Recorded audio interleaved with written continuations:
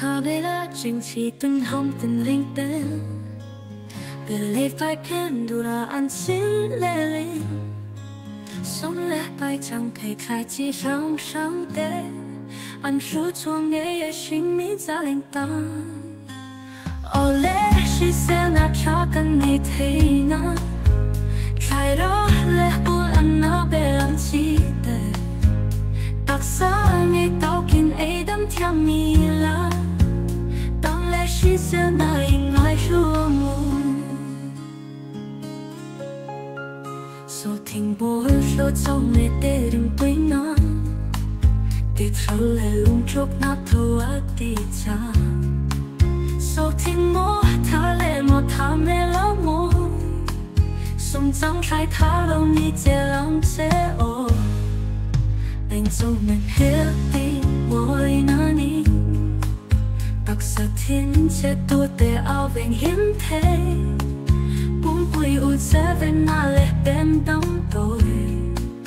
Tờ hờ na mèo tìm mối tu à ni thế Chẳng khả hiên thâu nụ tóc tu ra vệnh thế Lung lê vun lát đó ta na trả về Thì xem theo linh nó giống trong ta na cho Số kê sang tu là tình nhắm thế ẩn tí Sau tình bó đau môi anh bó nói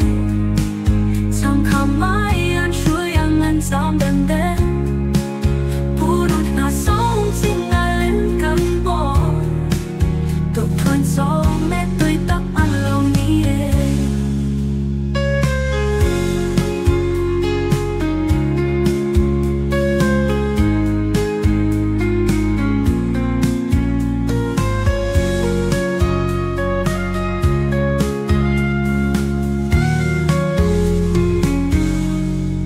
Sau tình bố số dốc mẹ tê lên tôi na Tê trâu lê lung chốc nát thô á tê cha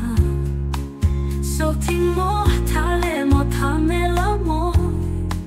Sống trắng trai thả lâu ni chê lòng chê ô Anh dâu mềm hết đi môi na ni Đặc sở thiên chê tu tê áo vệnh hiếm thế Bún bùi ụ chê về na lê bên đông tôi Tờ hờ na mèo tìm mối tu à ni thế Sau thình bó lòng môi anh bó nói Chẳng khả mãi anh chui anh ngân dám gần đêm Bù đột nào sống chính là lên cắn bó Tục thuần gió nghe tôi tắc ăn lâu mi Sau thình bó lòng môi anh bó nói Chẳng khả mãi anh chui anh ngân dám gần đêm Bù đột nào sống chính là lên cắn bó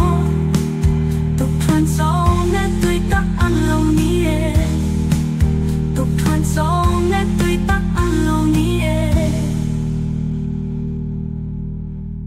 Chẳng khả hiên thâu lô tục tu đo vệnh thế Lung lê vung nát nọ